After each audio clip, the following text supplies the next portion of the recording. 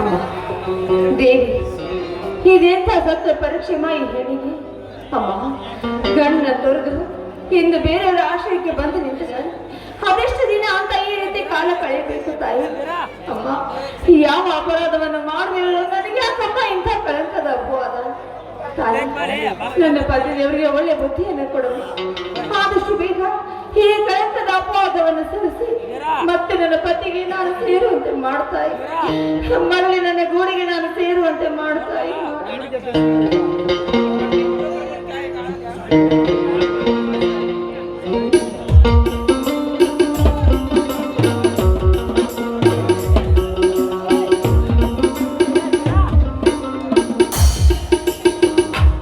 ತಂಗಿ, ಇದೇನಮ್ಮ ಮನೆಯ ಶೃಂಗಾರ?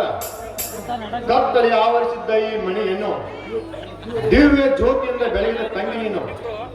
ಇದು ಮನೆಯೋ ಸ್ವರ್ಗವು? ಅಣ್ಣ ಬಾ ಅಣ್ಣ, ಇಂದು ನೂಲ ಹುಣ್ಣಿಮೆ ದಿನ, ಅಂದ್ರೆ ರಕ್ಷಾ ಬಂಧನದ ದಿನ.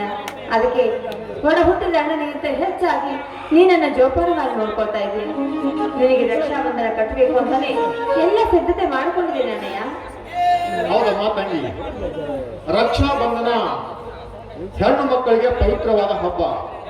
ನೋಡಮ್ಮ, ಈ ಹಬ್ಬಕ್ಕೊಂದು ಇತಿಹಾಸವಿದೆ.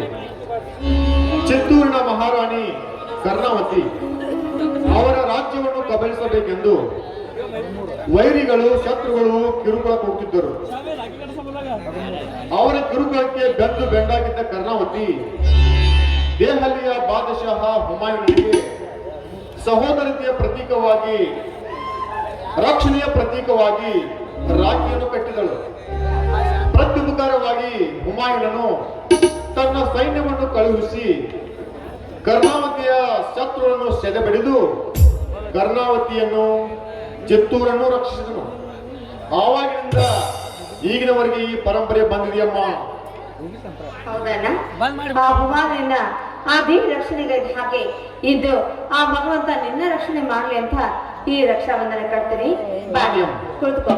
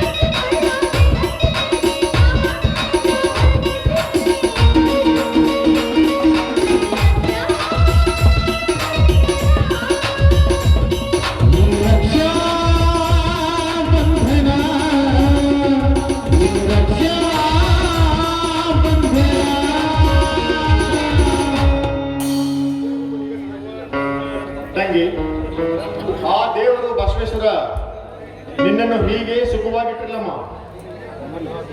ಅಣ್ಣ, ಆ ದೇವರು ನನ್ನನ್ನ ಸುಖವಾಗಿಡೋದಿಲ್ಲ. ಏನನ್ನ ಸುಖವಾಗಿರ್ತಾನೆ, ಏನನ್ನ ಸುಖವಾಗಿರ್ತಾನೆ. ಕಣ್ಣರಿಂದ ದೂರ ಮಾಡಿದ ಆ ದೇವರು ನನ್ನನ್ನು ಹೇಗೆ ಸುಖವಾಗಿರ್ತಾನೆ. ತಂಗಿ ನೋಡಮ್ಮ, ದೇವರು ಮೇಲಿರುವನು, ಅವನು ಸೂತ್ರಧಾರನು, ನಾವು ಕೇವಲ ಪಾತ್ರಧಾರಿಗಳು ಅಷ್ಟೇ. ಅವನು ನುಡಿಸಿದಂತೆ ನುಡಿಯಬೇಕು, ನಡೆಸದಂತೆ ನಡೆಯಬೇಕು, ಆಡಿಸಿದಂತೆ ಆಡಬೇಕು ಅಷ್ಟೇ. ಈಗಮ್ಮ ಕಣ್ಣಲ್ಲಿ ನೀರು. ಅದು ಯಾವ ರೀತಿ ಆಡಿಸೋರನ್ನ ಆ ದೇವರನ್ನ ಬಾಳಿನಲ್ಲಿ ಆ ದೇವರಿಗೆ ಕರುಣೆ ಎಂಬುದು ಇಲ್ಲವೇ? ಸತ್ಯ ಸಾಪಿ ಶಿರೋಮಣಿ ಹಿಂದೆ ಸತ್ಯವಾದ ಸಾವಿತ್ರಿ ಆಗಿ ಪತಿವ್ರತೆಯಾಗಿ ಬಾಳನ ಕಟ್ಟಿಕೊಂಡು ಬದುಕ್ತಾರೆ. ನಾನು ಇವತ್ತು ಕಳಂಕಿನೆಂಬ ಪಾದ ಹೊತ್ತು ಗಂಡನಿಂದ ದೂರವಾಗ್ಬಿಟ್ನಲ್ಲ.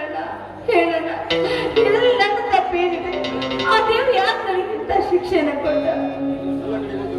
ನೋಡಮ್ಮ, ಇದು ದೇವರು ಕೊಟ್ಟ ಶಿಕ್ಷೆ ಅಲ್ಲಮ್ಮ, ಇದು ನರ ರೂಪದ ರಾಕ್ಷಸರು ಸೃಷ್ಟಿಸುವಂತಹ ಒಂದು ಘಟನೆ. ನಾವು ದೇವರಿಗೆ ಹಾಗೆ ಹೀಗೆ ಮಾತನಾಡಬಾರ್ದಮ್ಮ. ನೋಡಮ್ಮ, ದೇವರು ಸರ್ವವ್ಯಾಪಿ, ನಿರ್ಗುಣ, ನಿರಾಕಾರ. ದೇವರು ಎಲ್ಲ ಕಡೆಗೆ ಇರುವನು. ಅನ್ನದ ಅಗುಳಿನಲ್ಲಿ, ನೀರಿನ ಹನಿಗಳಲ್ಲಿ, ಮಣ್ಣಿನ ಕಣಗಳಲ್ಲಿ. ನೋಡಮ್ಮ, ದುಷ್ಟರ ಸೊಕ್ಕು ಹೆಚ್ಚಾದಾಗ ಯಾವುದಾದರೊಂದು ರೂಪದಲ್ಲಿ ಬರುತ್ತಾನಮ್ಮ ಆ ದೇವರು. ನರಸಿಂಹನ ರೂಪದಲ್ಲಿ ಬರಲಿಲ್ಲವೇ ಆ ಪ್ರಹ್ಲಾದನ ದೇವರು?